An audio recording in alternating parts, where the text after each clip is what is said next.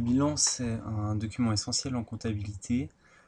Pour le comprendre, on va imaginer une situation qui est la suivante. Vous êtes le jour de votre anniversaire et puis vous avez reçu deux cadeaux. On va imaginer que ces cadeaux, c'est sous forme d'argent. Alors vous avez reçu de l'oncle Alfred, vous avez reçu 200 francs.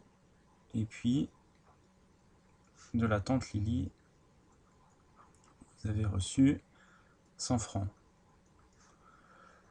L'idée, c'est qu'avec cet argent, vous allez pouvoir vous acheter ce qui vous fait plaisir, mais surtout, vous aimeriez pouvoir garder une trace de la façon dont vous avez utilisé l'argent de vos oncles et tantes pour pouvoir les remercier.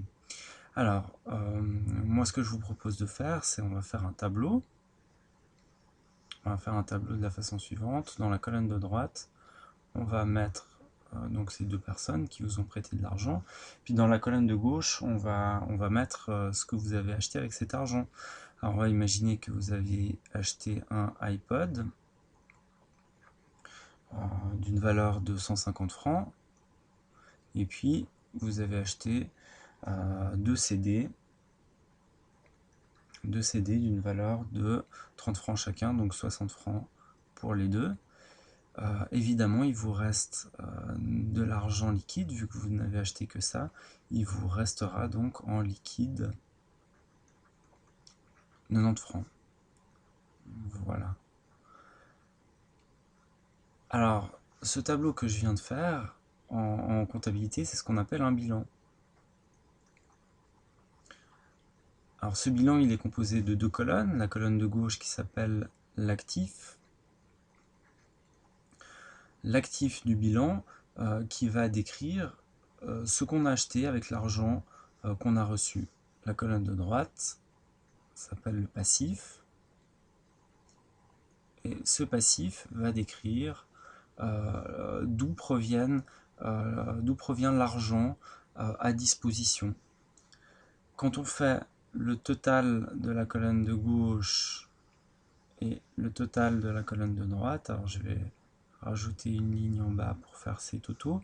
Alors si je fais le total des montants que j'ai inscrits dans la colonne de gauche, j'arrive à 300 francs. Et puis si je fais la même chose dans la colonne de droite, j'arrive à 300 francs.